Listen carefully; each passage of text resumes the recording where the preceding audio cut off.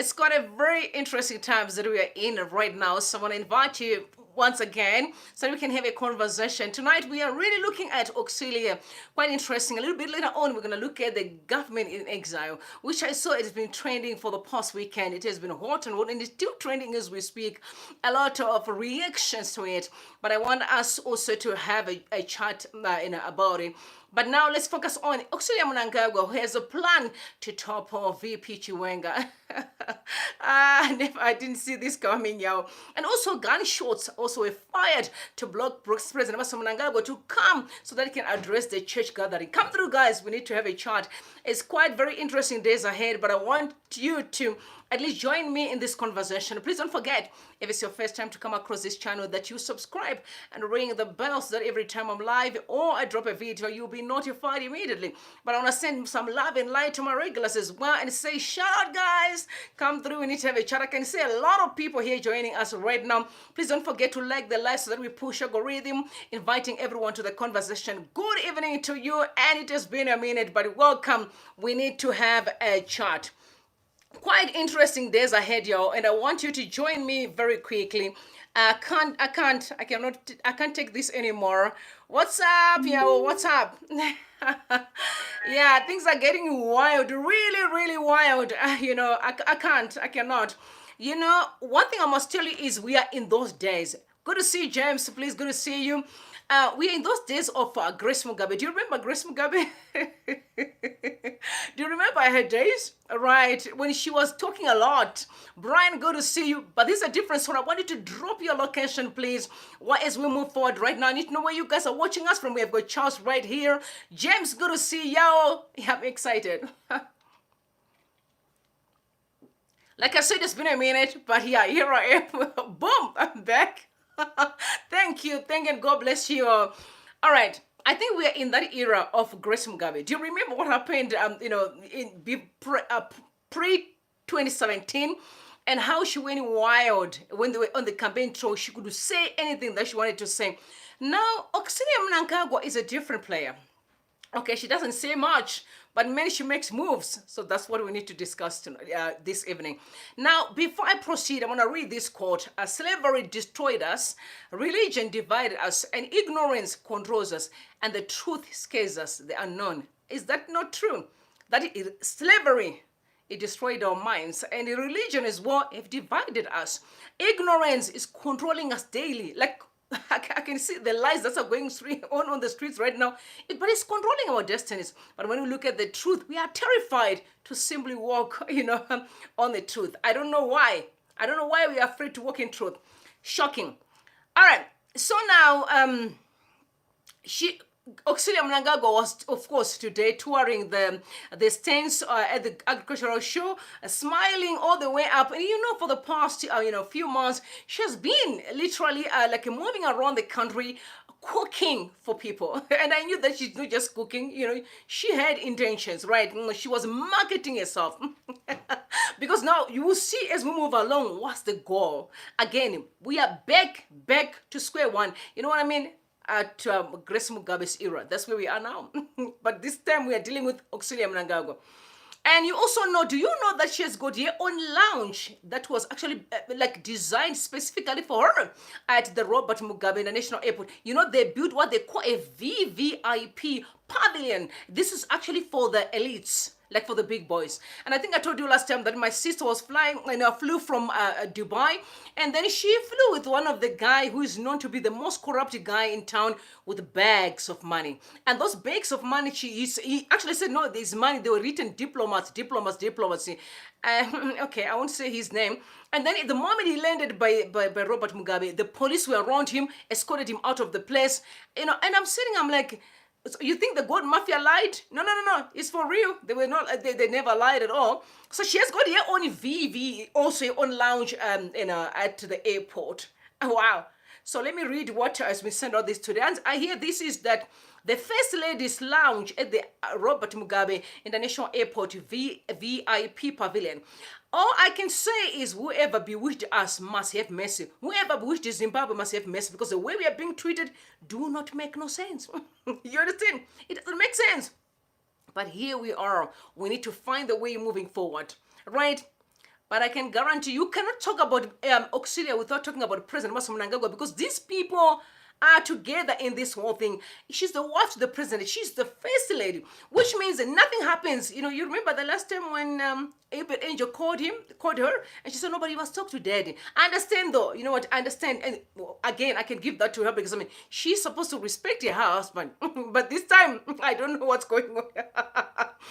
But I want to remind you what Tambara said about the issue of these two, which was referring to President Emmerson Mnangagwa and Chiwenga, who have been plotting to be in this position where they are. Now you see the law of sowing and reaping.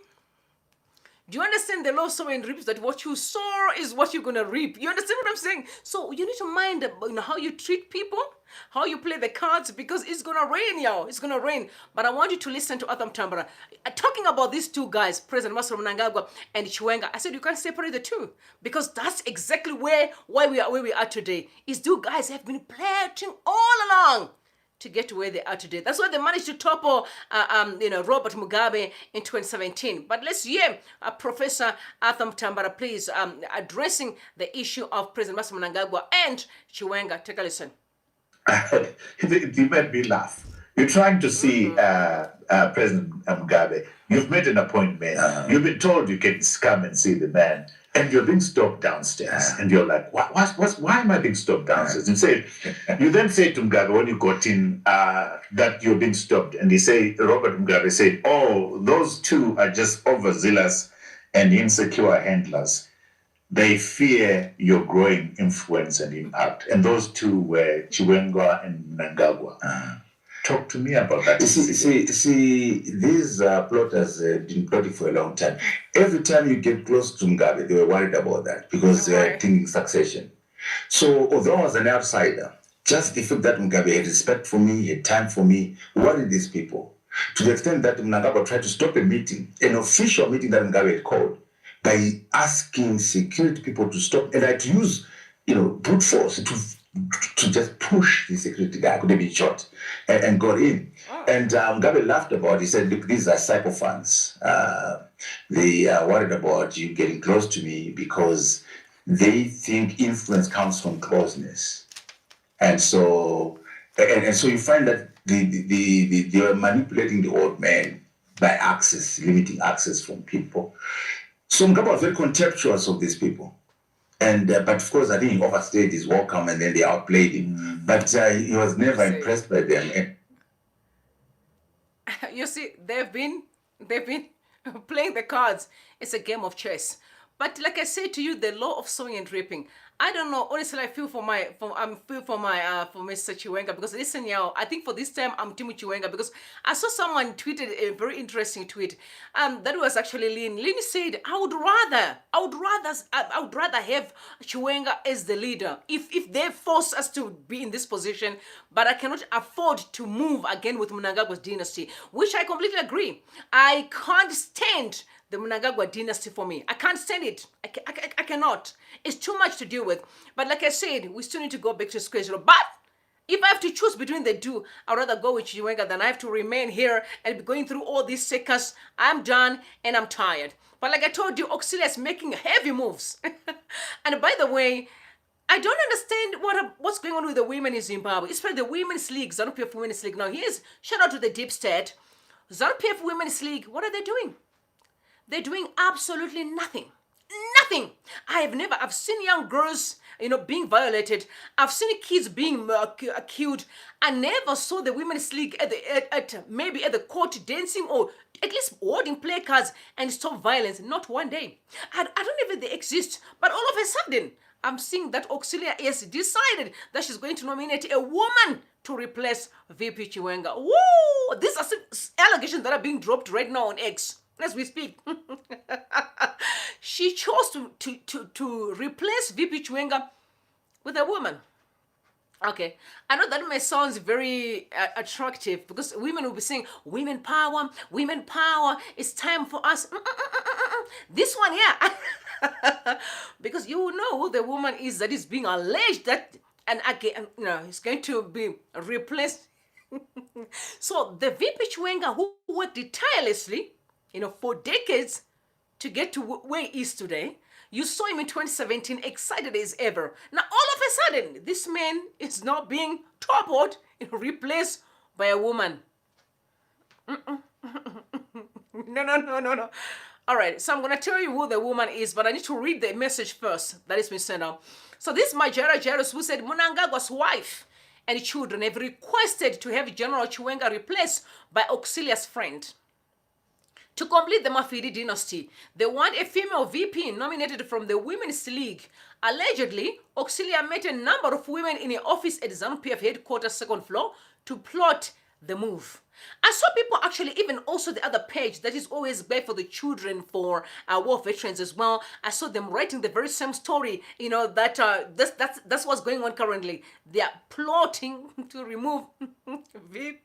Okay, but there's something that was so interesting when I saw VP today when he was parading at the agricultural show. The wife did not look happy at all. She did not. And don't forget that she's also a chairwoman for the for Miss Universe.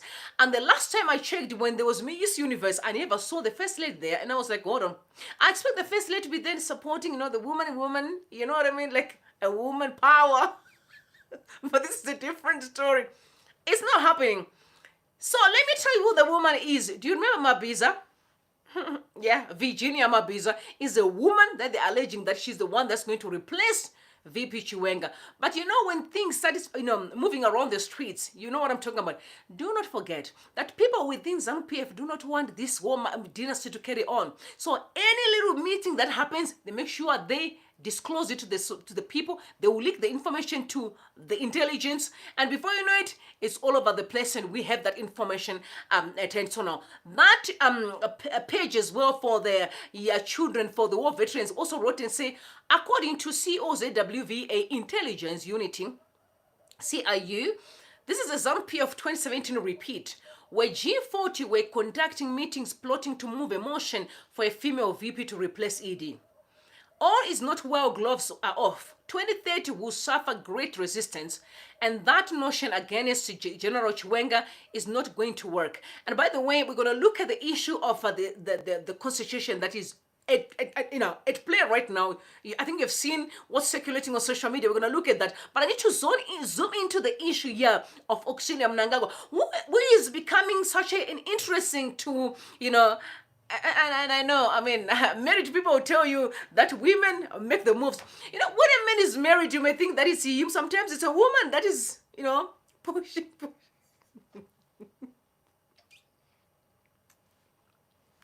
Okay. Women power. Women have the power that you don't even know. That's why I always say when a woman says, no, but I can't stand this man, I'm like, no, you don't know how to play the game. You don't know how to play the game. Massage his head. Massage their feet while you're talking. You understand what I'm saying? Make sure you cook the right meal. When he's eaten and he's full, you start talking. Because the route into the man's heart is after he has a meal. You know what I'm talking about? Now we're talking about President Emmerson Mnangagwa, who is a mature man, I can be the president and having this woman around him. Of course. Whatever you want, even the half of my kingdom, you can have it. You understand? Even the half of my kingdom. All right, so let's have a resume for Virginia Maiza. So last year in November, Virginia Maiza was promoted. Okay, she was also sworn in as the Attorney General in Zimbabwe. I'm going to read the report that was sent out actually. The President Emmerson Mnangagwa is sworn in the new Attorney General, Mrs. Virginia Maiza, at the State House in Harare today. And she was looking poised and very interesting woman. Interesting. I don't know her, but when I watch her, I can see she's quite a team player, but very quiet. She looks very collected, but again, you can see her face always looking very serious. She knows that she's there to play the chess. So President Emmerson Mnangagwa has appointed former Justice Permanent Secretary Virginia Maiza as the country's Attorney General with effect from November 1st. Maiza takes over the Prince Machaya, who has retired. This was announced by the newly appointed Chief Secretary to the OPC, Martin Rushwaya, on Wednesday. That was last year then. His Excellency the President has, in terms of Section 1141 of the Constitution of Zimbabwe appointed Miss Virginia Mabisa as the Attorney General of Zimbabwe with immediate effect from November 1st, 2023. Now, it's only when Zanu-pf is making their moves that the Constitution matter. Right? Because as we're speaking right now, people are complaining that the Constitution is almost being violated so that President Emmerson Mnangagwa can have more time in the office. Now they're talking about they need to change from 5 years to 7 years. That's what I heard the speculation during the day. But I'm saying the Constitution only work when they want to make their own moves. But when it comes to the entire Zimbabwe, no, it doesn't function at all. We have innocent people as we speak who are jailed for absolutely nothing. Nothing. You know, it's exciting. It's really exciting to watch. But you also know that Zanu-pf are also desperate for reforms. They are desperate. I mean, you hear Cross mentioning that as well, that as we think that we are, as Zimbabwean people, we are saying we are done with Mafidi dynasty, but the people within the camps of Zanu-pf are also saying, we want new leaders. So I don't know if this is kind of a new leader that the president placed, but also don't forget what Rejoice said is on record as well, that he's going to make sure that whoever is in position have got his best interest at heart. Because what I saw today, if you guys don't know, actually in Zambia, apparently Lungu lost everything.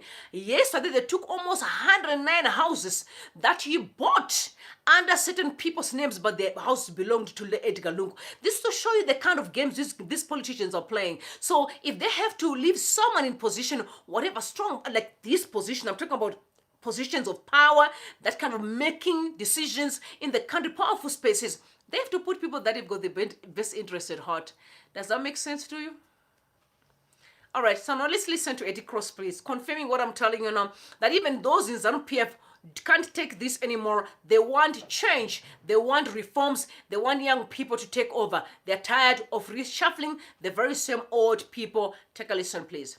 And I think we've got to look for new leadership. In fact, everybody's got to look for new leadership. Emmerson is not going to run for a third term. He is going to retire in 28. And Zanu itself, there's a generational change taking place. You know, I talked to some of the younger people in Zanu-pf. There's some exciting guys, really exciting guys. General Chiwenga is second in line. Wouldn't he be taking that post? Not even for 5 minutes. Chiwenga is part of the past, and he's gone as far as he can do. He will retire along with Emmerson. Emmerson keeps him in there because he needs that constituency. Wow. Do you think Emmerson Jr. could take over? No. But they've got to win the people. They've got to win the party. You know, and I think that's tough. But I think that there'll be a generational... One thing I'm absolutely sure of is my generation, and that includes Emmerson and all the others. I mean, I'm 83. My generation has failed Zimbabwe. You're right. We failed Rhodesia, we failed Zimbabwe. You're right. And the new generation, the next generation now must come into... I've been talking to young businessmen here, and saying to them, look, you guys, take an interest in politics, man. Get into politics. And they say, what for? I said, because we need leadership. We need leadership. And I think if there is a generational change, I think we'll see major changes in the country. You know, we are products of our past. You know, just think of who we are. I mean, when I was in primary school in Bulawayo, 8 years old, Joshua Nkomo led a riot of workers past my school in Bulawayo. You know, I sort of became a good friend of his right the way through until he died. But that's where we started. That's where we started. And you look at where we are today, we've come a long way. It took, you know, Justice McNally used to say to me, Eddie, when I feel let down by Zimbabwe, I just look at the history of Britain. It took them hundreds of years to get to where they are today, and it's still not perfect. We've done amazing things in the last 40 years. Amazing. I look at Mozambique. Have you been to Mozambique recently? My goodness, those guys are moving. And they've done so well. At independence, you know, Samora Michelle was a good friend of mine. They had 2 graduates in the whole country. 2 graduates. The country was destroyed. The Mozambicans took everything. They took trucks, they took cars, they took windows out of doors. They poured cement in the toilets, the Portuguese. Samora Michelle said to me, Eddie, if you were to choose a colonizing nation, you would never choose the Portuguese. And when you think of where they were back in 1975 when they got independence, and you think of where they are today, hey, you just got to say they've done miracles. Wow. So Mozambique is doing incredibly well. We can see, I mean, it didn't take them long to anoint a successor, but it's only in a Zanu-pf context, the Zimbabwean context, where people are struggling with simply anointing a successor. I can see President Emmerson Mnangagwa one more time. I said, do you not expect success in Mozambique? They're taking life serious. In Zimbabwe, it's all about power that people don't even know what to do with. Just give me the power. To do what? Nothing. Chaos everywhere. Fights for absolutely nothing. You know, I'm a firm believer that any leader has to prefer the other person. If I have to come to you and say, I just be the only person that is good at leadership, you must run. I'm not the one. Because real leaders know that they don't need a title to lead. They can simply change lives. That's leadership. But we all know that all this is being perpetuated by looting. They're trying to protect the stuff that they've been stealing over the years. Majority of them are afraid. I've told you what's going on with Mr. Lungu, that he has lost a lot of things now. Because eventually, even those that are looting in Zimbabwe, we are going to come after our stuff. They will come after our stuff and get everything that belongs to the state. Looting doesn't work. But as I'm talking about the looting thing, such a very shocking headline that I saw today by Daily News. I do know Daily News is the state machinery.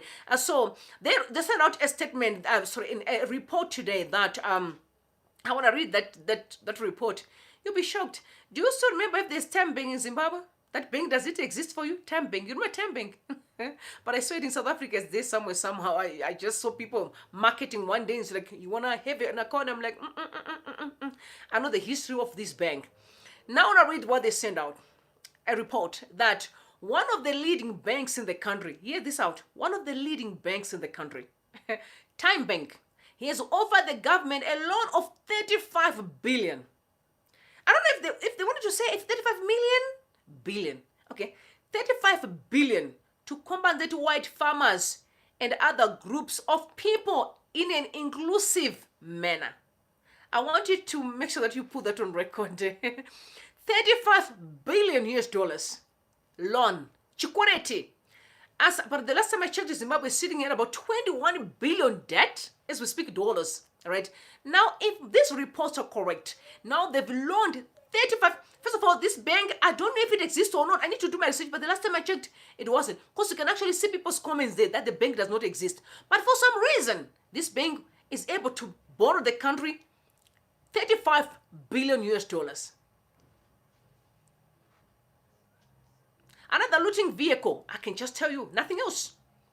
But I want to read some of the reactions on social media. So Mr. PC said a large percentage of that money is likely going to be looted in one way or the other. Anyway, is Time Bank is a leading bank in Zimbabwe or anywhere else? They're asking questions. Is it a leading bank that you're talking about right now? Now, Caesar said, well, according to the credit creation theory, banks create money out of thin air. It's not surprising that a bank in Zimbabwe can easily fork out 35 billion US dollars. After all, this is Zimbabwe. What do you expect? Now, Road said, Matigari, come here. He's asking his Zanu-pf staunch supporter, come over here. Mupofu, Tipeiwo, your thoughts about this. What are you saying? 35 billion. Guys, when you're sitting at about 21 billion right now, and we're struggling, listen, y'all, that money is going to be paid by you and I. You and I and our children who pay these debts that people are just taking and loot. I cannot forget that 3 billion that was also borrowed, you remember? And when that 3 billion was borrowed, 1.6 billion went out. And went into different people, different companies. There was no explanation. You don't say anything. Just believe whatever we say. It say yes, amen, and say yes, amen. There's something just not right here. Something is so wrong here. Kurauone said, biggest bank? How many branches across the nation that you're saying is one of the biggest bank in town? And Shaun had asked and said, is this US $1 billion or you're talking about US $1 million? But I saw US $1 billion. right? So the same time bengiakambo sangana ne liquidation kumashuroku, how all of a sudden it's a work and it's actually be able to loan the government 35 billion. Like I told you, we all know.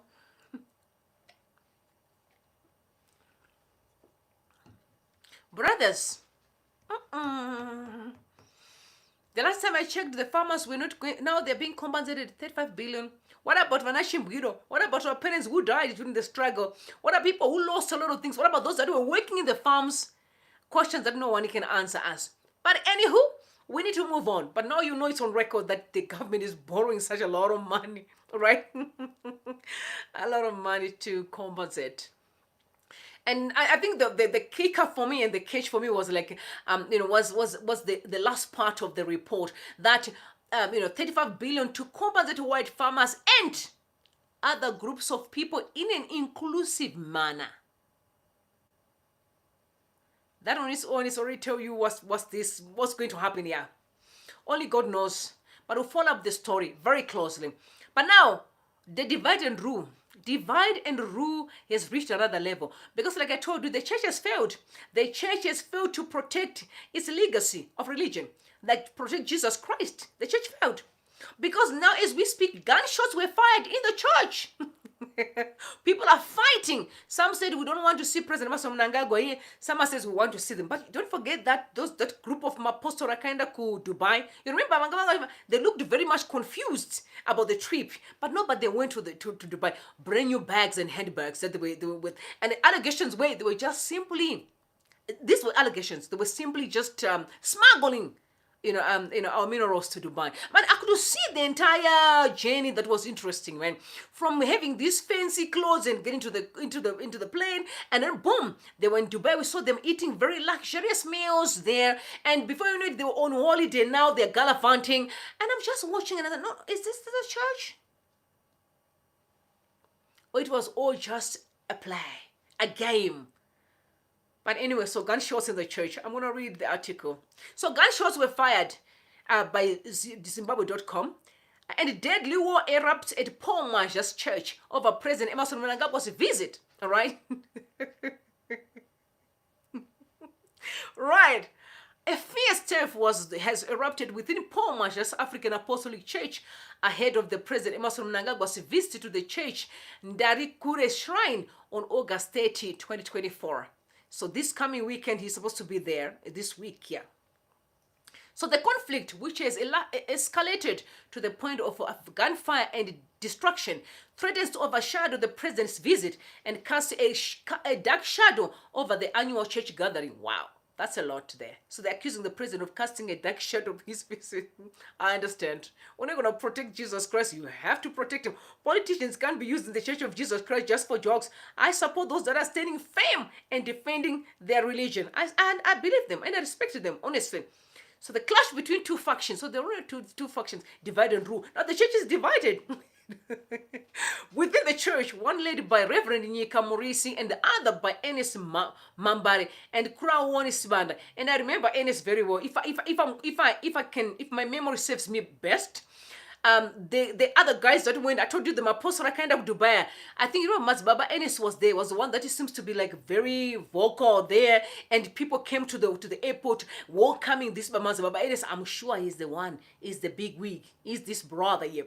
So the Enerst Mhambare and Kurauone Sibanda. Murisi's faction is claiming permission from the church leader Archbishop Paul Mwazha and has been preparing for the conference scheduled for August 30 to September 1, New Zimbabwe is reported. However, Mhambare and Sibanda's faction have allegedly disrupted these preparations, leading to a dangerous escalation of violence.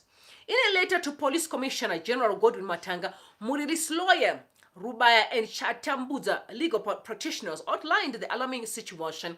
They allege that on August 19, Sibanda and his supporters, armed with JCB machine and grader, oh wow, destroyed the church's functioning toilets and the Ndarikure Shrine. Okay. The letter states they proceeded to Ndarikure Shrine and a JCB machine as well as a grader wherein they proceeded to raise down the church toilets which were functioning well in a bid to prevent the church gathering that is scheduled for 30th of August 2024 to the 1st of September 2024.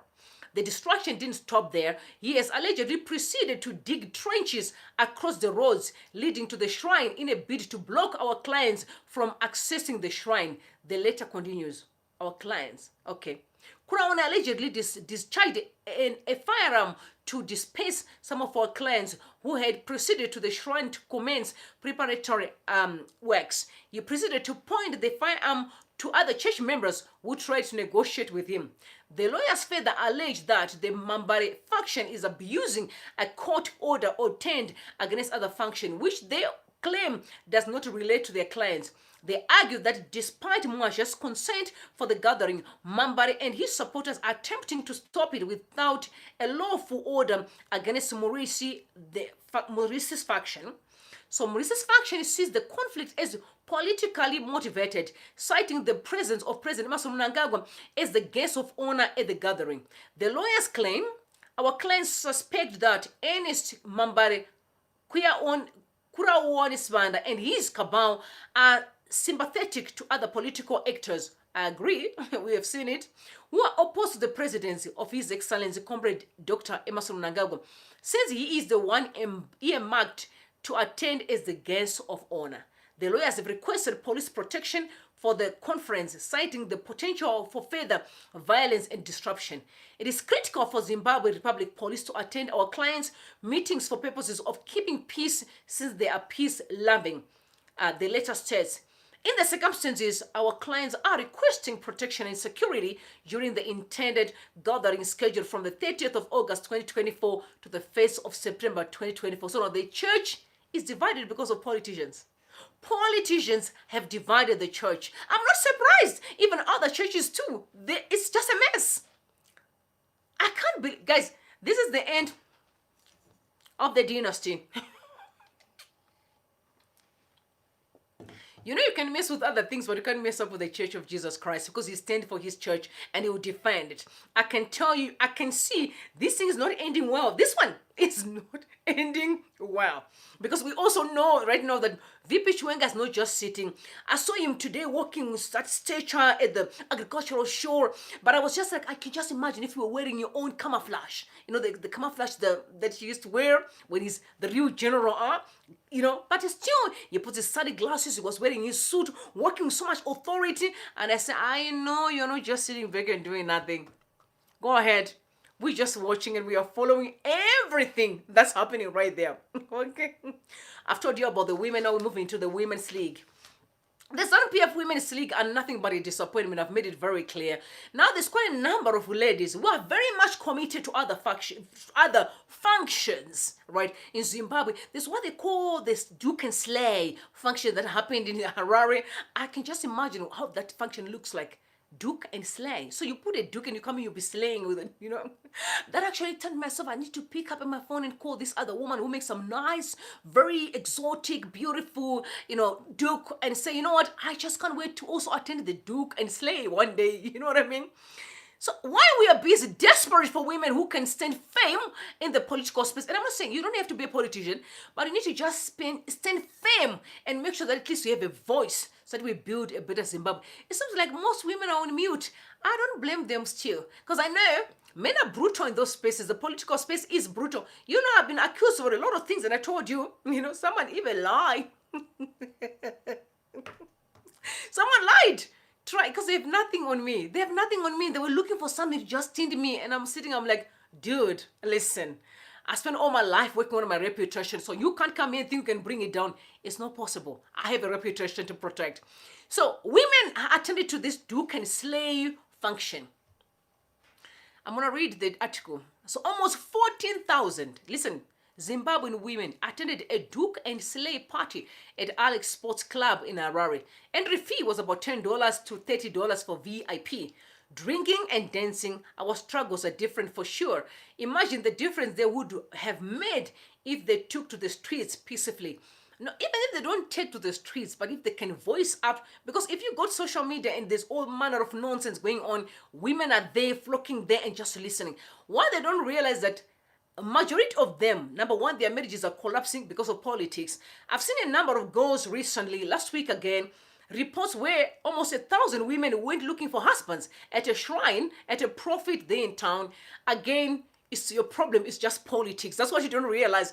The moment these politics are resolved, men are going to be on their way to get married. What for? They need to fulfill purpose. They can't do it without women. All I'm just asking is that women, listen. While you are duking and slaying, please note we have a nation to fix. So come, all of you in your numbers. Let's have conversations. That's all we want. Let's plan. Let's begin to speak truth to power. Make sure you have policies that cater for women, children. You understand? But while you're busy drinking, don't come back and start crying that, oh, I've been abused. Oh, my children don't have food. But solutions are right there by politicians. Politicians have the solutions. So I'm just asking you girls to come through so that we make sure that we build the Zimbabwe that we all want. Right? So that's all I have for you right now. I'll see you a little bit later on when we talk about the government in exile.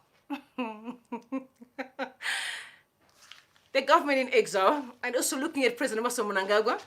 Again, you know, his whole moves now to mess up with the constitution. I can't begin to fathom what's going on with the sir, but at the end of the day, he is an interesting character because he doesn't learn from his previous leaders, right? He doesn't learn. His predecessor, he cannot learn. He simply is invincible. He believes that he can do whatever he wants. I don't know where he's getting his power from, but all I can say is whatever he's doing, he believes in what he's doing. But I can only imagine the resistance because remember there was a million march prior to Zanu-pf and before Mugabe was toppled, remember? There was a million march, people like they were supporting Mugabe, they were with him in the ring. No, everything was simply a game. Zanu-pf people are very good at deceiving each other. In fact, it's a part that is built on deception. So for that reason, you can't trust anybody. Even those that are acting like, oh, it's just singing. But in their hearts are like, we are done. We are done. But like I said, we're going to look at that topic on its own, guys. I love you so much, and I'll see you a little bit later on when we talk about the government in exile. You can't wait to come through. 9 p.m., I'll be back here while we converse. It's going to be interesting. You can't wait. Come through, please. Can't wait.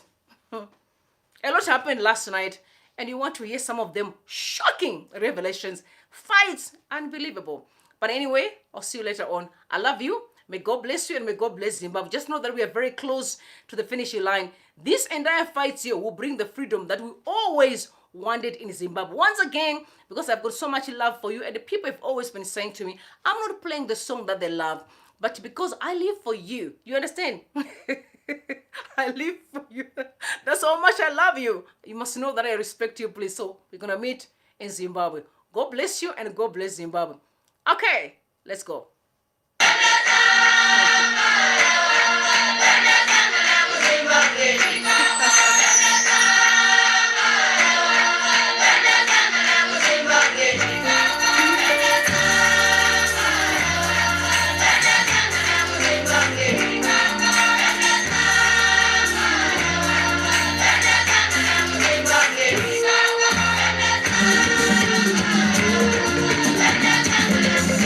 Zimbabwe.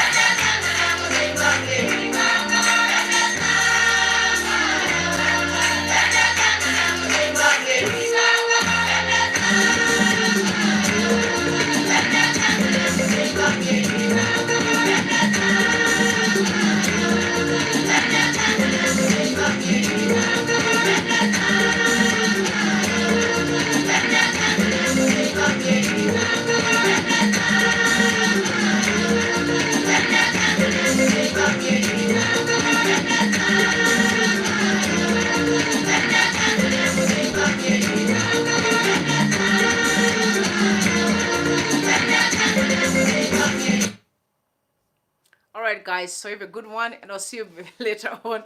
I love you, and bye for now. Okay.